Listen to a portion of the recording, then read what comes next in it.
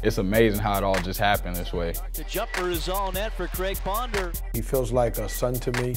He's the same exact coach that he was at Hargrave. It's unbelievable that I've had a second opportunity to coach him. I had no idea that I wanted to be in coaching.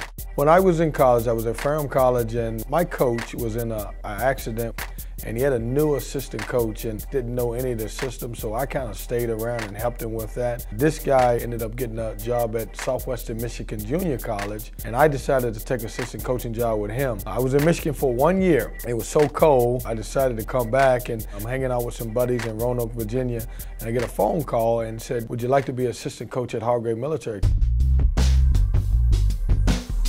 Well, how it came about, I didn't really have any Division I offers out of high school, so my brother had actually went to Hargrave. He was telling me about the postgraduate basketball program, and I was highly interested in it, so I went down there and we set it up to where I could enroll there and come there for a year. Didn't know if he was the guy that we were going to bring in the program. Brought him back up, I think, for a second workout, and then actually fell in love with him. The first impression of Coach was, man, this guy's one of the greatest coaches I've ever played for in my life. He gave us tremendous freedom and tremendous confidence. You can just tell he's a just straight business guy. He's a man of good character, and you can tell that just from meeting him. Hargrave is not an easy place to go.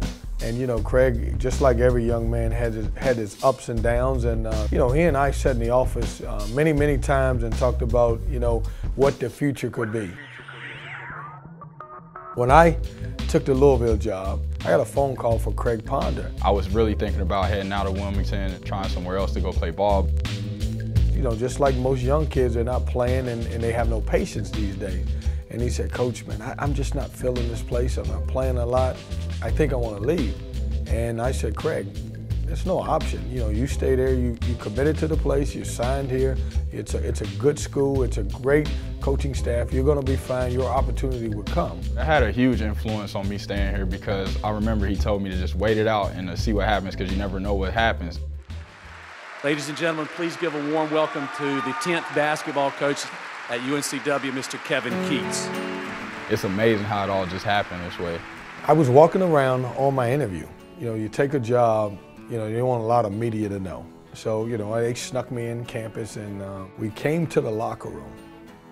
And it was Craig and two other of the players sitting there, and his eyes got big. It was a shock, man. I seen him walking around in the locker room with our athletic director, and I just ran up and hugged him and was like, "Man, what's up?" I never told him. I never talked to him that I had any interest. You know, I didn't want to say anything. I think he was excited, and from that point on, I have to give him a lot of credit because he's one of the guys that had everybody to buy into what I was teaching last year. I told him about his previous success at Hargrave and his previous success at Louisville and just what type of man he was. And he gives you a chance to actually really play your game. He talked about his days at Hargrave. He explained to the new players that, you know, it's going to be a different style of basketball. It was kind of like I tried to recruit him here as well. He's the same exact coach that he was at Hargrave. We do some of the same drills. He says some of the same phrases. The most used phrase from Hargrave to now is, "All right, everybody hit the baseline." Well, he's been involved with me so long, I'm going to start claiming him on my taxes. He's a guy that's going to always be around me.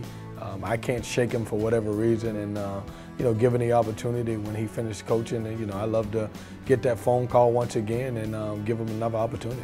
He's just a great guy, man. I have nothing, I'll never have anything bad to say about him.